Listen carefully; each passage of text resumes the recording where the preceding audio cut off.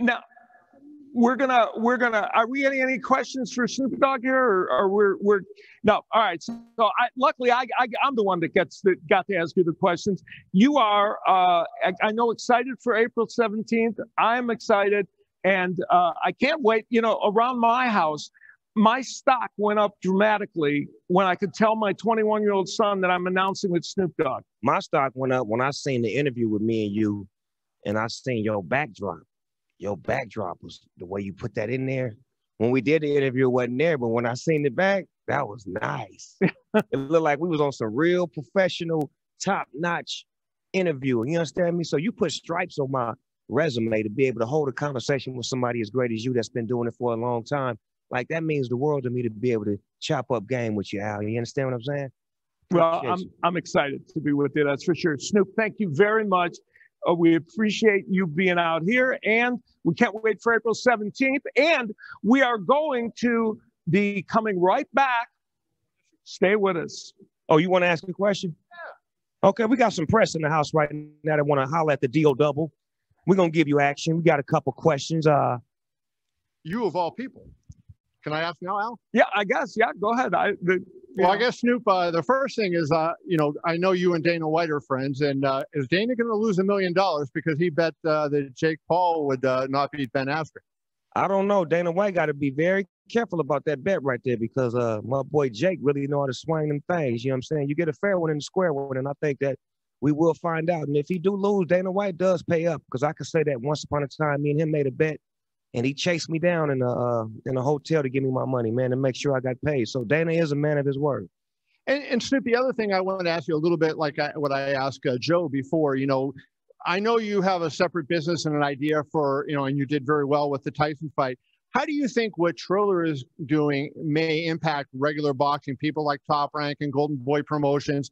And do you think that you can help bring their athletes up and where they become bigger on their own platforms as opposed to just on Triller? I think that this is going to be a great option for fighters, because a lot of times, if you notice, it takes a whole lot to get those two fighters to fight, no matter how it's set up. So, for example, if you got this great champion, and they're not fighting each other, what's the holdup? Over here at Triller, if you want to fight somebody, you think you can get down, we're going to lock it up. We're going to make it official. Y'all going to get down and y'all going to get popping. See, what I don't really understand about boxing is when you got a champion over here that's undefeated and a champion over here that's undefeated, why aren't they fighting?